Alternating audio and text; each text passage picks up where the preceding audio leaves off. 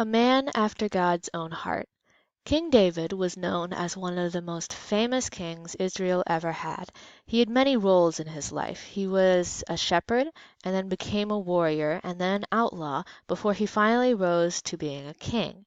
He was also a sinner, and he was known as a man after God's own heart. You might think that the two are not compatible, but it turns out that they are. For the context of David's story, he was the youngest of Jesse's 12 sons and spent his time watching his father's flocks. As I said, he began as a shepherd. Meanwhile, Israel had decided that they needed a king, and anointed Saul, who turned out to be a bit of a disappointment. And this is where David's story begins. So you see, Saul had lost favor with God, so God directed Samuel, who was the prophet at the time, to a little town called Bethlehem, where he found David. God chose David to be the next king of Israel because God looks at the hearts of men rather than at their physical appearance, which is what the people were looking at when they anointed Saul. King Saul was troubled at this time, so David was brought to comfort him through his harp playing, because he was a musician as well as a shepherd. Later on, the Philistines, who were enemies of Israel, marched upon the nation with an ultimatum. Instead of a great big battle where many would lose their lives, there would be single combat, and whoever won would make the losing army their slaves. The Philistines' champion was a 9-foot tall giant named Goliath. And nobody wanted to fight him. I mean, who would? Except that it is David. So David became Israel's champion, and with God's help, David slew Goliath. This was the start of his being a warrior. David became a general in Saul's army for some time after his killing of Goliath, until Saul became jealous of David's popularity and tried to kill him. David went on the run, becoming the leader of a group of outlaws. Twice during this time Saul's life was in David's hands, and he chose to spare him. Eventually, Saul and his son Jonathan, who was a good friend of David's, were both killed in a battle. After a little resistance, David was crowned the new king of Israel. Not only was David now king, God made a covenant with him. One day God would send a messianic king who would save Israel and all the surrounding nations through Israel. This king would come from David's line. So now David's king and he has this great promise from God, but his troubles are not yet over.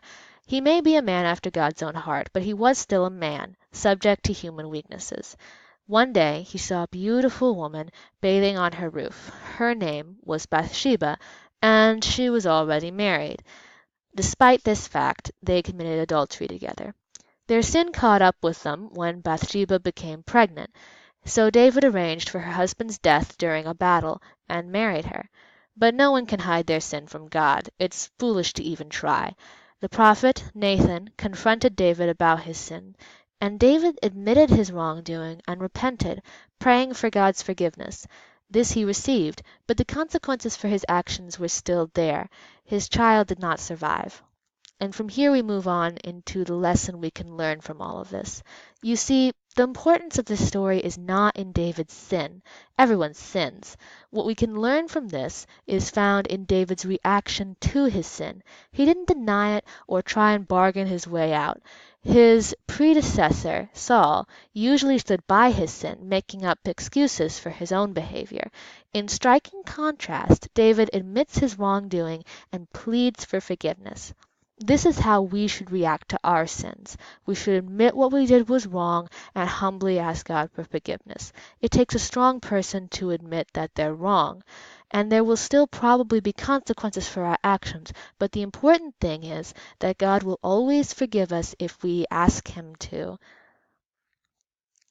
So you see, David was the only person in the Bible to be called a man after God's own heart. He was a great king, one of the best Israel ever had.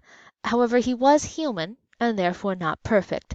He repented of his sins and humbly requested God's forgiveness. There were still consequences, but God forgave his actions and kept his covenant with him. One day, Jesus Christ would be born and would free the world from all their sins. And he would come from the line of David. So despite his mistakes, David was truly a man after God's own heart.